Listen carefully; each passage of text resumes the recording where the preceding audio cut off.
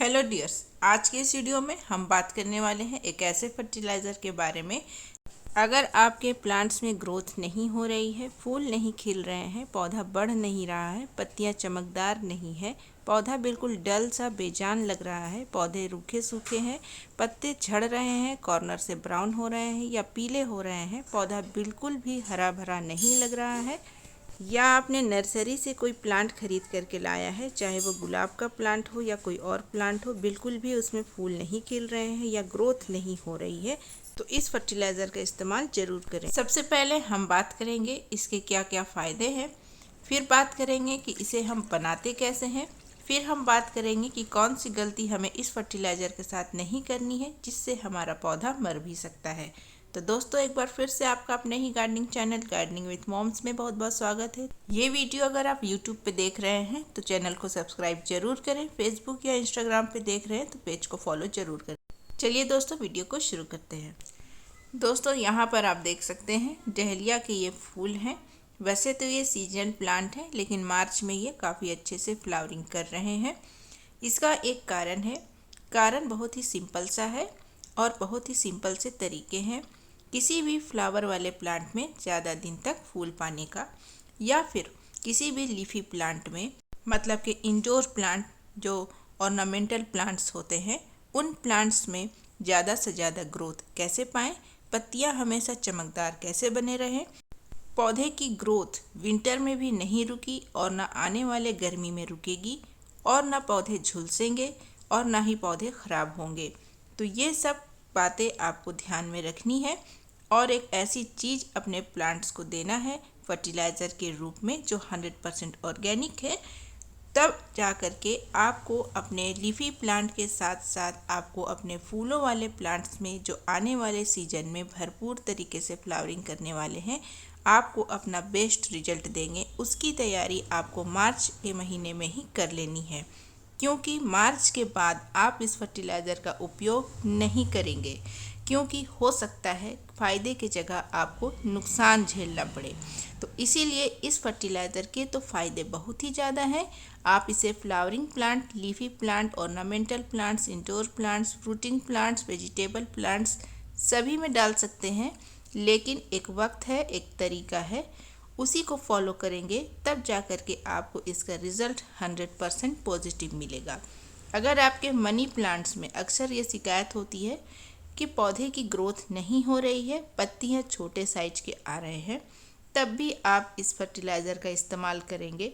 साथ ही palm tree में अक्सर पत्ते कॉर्नर से ब्राउन होते रहते हैं और पत्ते झड़ते भी रहते हैं। मनी प्लांट बुशी नहीं हो रहा है, इसमें बिल्कुल भी ग्रोथ नहीं हो रही है, पत्ते पीले पड़ रहे हैं, तो सारा इलाज इस फर्टिलाइज़र में आपको मिलेगा। अगर आपने छोटे से पॉट में भी मनी प्लांट को लगा रखा है तो उसमें आपको पत्ती बड़े साइज के मिलेंगे, लेकिन इस फर्टिलाइज़र को देने का एक तरीका है। कभी भी इस फर्टिलाइज़र को आप स्प्रे के रूप में पत्तों के ऊपर डायरेक्ट नहीं करेंगे, नहीं तो आपके पत्ते में फंगस लगने का डर रहेगा, फंगस बहुत ही जल्दी लग जाएगा। तो इसीलिए इस फर्टिलाइज़र को कभी भी स्प्रे पत्तों के ऊपर नहीं करना है।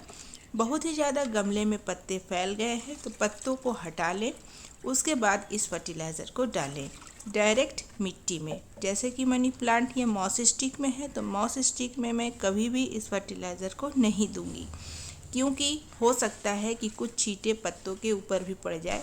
तो इस तरीके का रिस्क मैं नहीं लेती हूँ, क्योंकि इससे बहुत ही जल्द आपके पत्तों पर, कोई भी प्लांट के पत्ते हों, उसमें फंगस लग सकता है। तो इस फर्टिलाइज़र का इस्तेमाल हमें पूरी सावधानी के साथ करना है। इसके अलावा मिट्टी में भी फंगस लग सकता है इस फर्टिलाइज़र के इस्तेमाल के बाद, तो उसको हमें कैसे रोकना है। किसी भी प्लांट में अगर आप ये फर्टिलाइज़र डालने वाले हैं तो सबसे पहले 2 दिन तक उस प्लांट में पानी ना दें, मिट्टी को बिल्कुल इस तरीके से ड्राई कर लें। उसके बाद जितने भी अगर उसमें वीड्स वगैरह हैं उसको आप ज़रूर निकाल लें। कारण तो ये है कि वीड्स निकाल के ही फर्टिलाइज़र देना चाहिए, लेकिन यहाँ पर मुख्य कारण है वीड्स निकालने का कि अगर वीड्स में अगर ये फर्टिलाइज़र जम जाता है तो हो सकता है कि फंगस लग जाए। तो इसीलिए वीड्स वगैरह ज़रूर आप रिमूव कर लें, या फिर ऐसे प्लांट जो बिल्कुल गमले की मिट्टी में उसके लीव सट रहे हैं उन्हें भी आप कट करके हटा लें। और तीसरी बात, मिट्टी की गुड़ाई अच्छे से कर लें, जैसे कि हर फर्टिलाइज़र को डालने से पहले किया जाता है।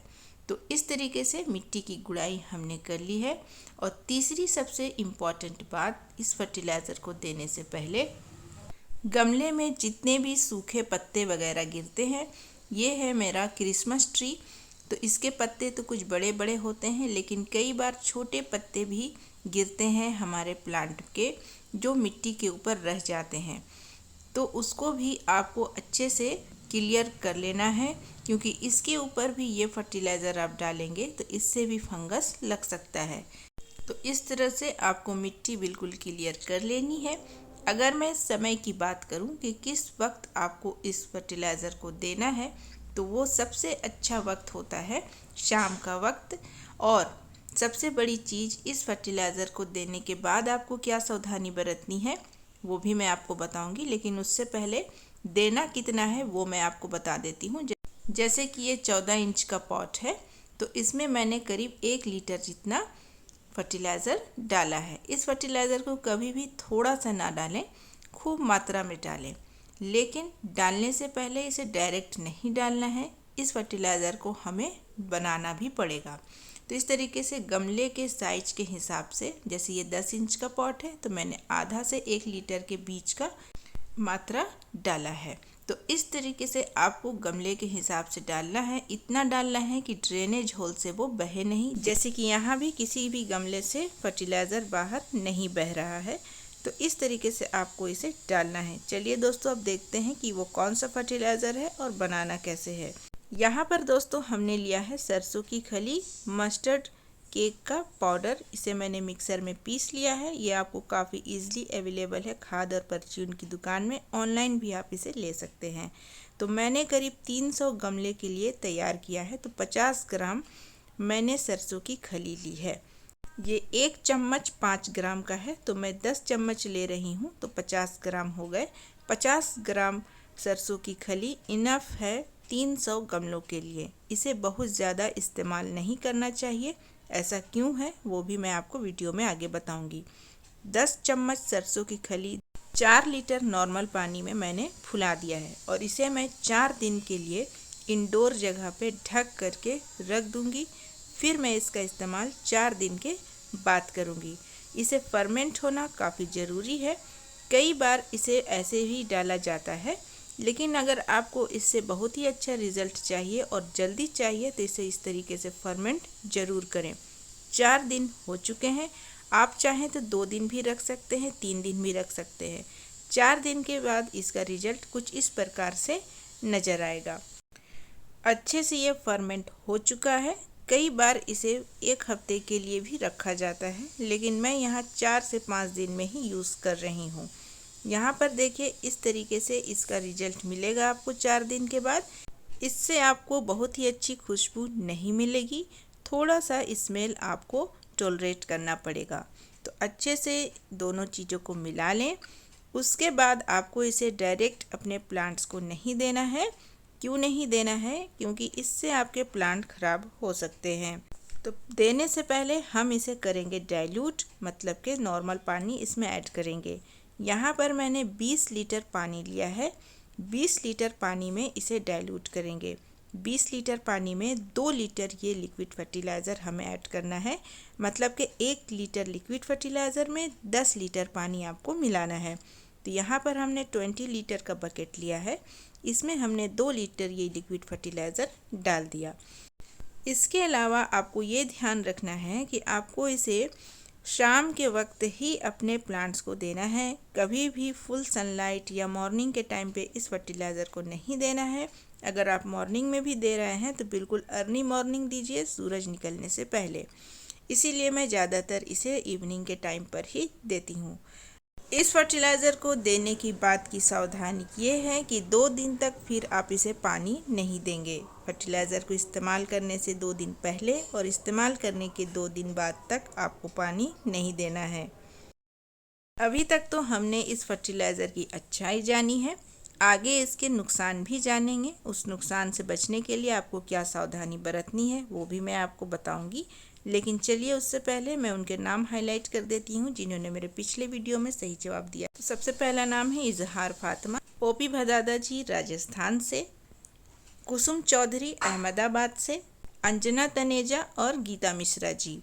तो इस तरीके से आपको भी आने वाले सवाल का जवाब देना है। जवाब इसी वीडियो से रिलेटेड होगा। नाम के साथ कहाँ से हैं ये ज़रूर मेंशन कीजिएगा। दोस्तों चलिए अब इसके नुकसान के बारे में जान लेते हैं। मार्च के बाद अप्रैल में जब बहुत ज़्यादा गर्मी रहेगी तब इस फर्टिलाइज़र का इस्तेमाल आपको नहीं करना है, क्योंकि इस फर्टिलाइज़र की तासीर काफ़ी ज़्यादा गर्म होती है और गर्मी के सीज़न में इसे इस्तेमाल नहीं करना चाहिए, नहीं तो आपके भी प्लांट इस तरीके से ख़त्म हो सकते हैं। जैसे कि आपको इसकी क्वांटिटी भी बहुत ज़्यादा नहीं रखनी है। जैसे मैंने आपको बताया है डालने के लिए, उसी तरीके से डाइल्यूट करके उसी मात्रा में आप डालेंगे। और दूसरी चीज़, आप इस फर्टिलाइज़र का इस्तेमाल 20 से 25 दिन में एक बार ही करेंगे। ज़्यादा अच्छा रिजल्ट पाने के लिए हफ्ते में या 10 दिन के गैप पर बिल्कुल ना करें।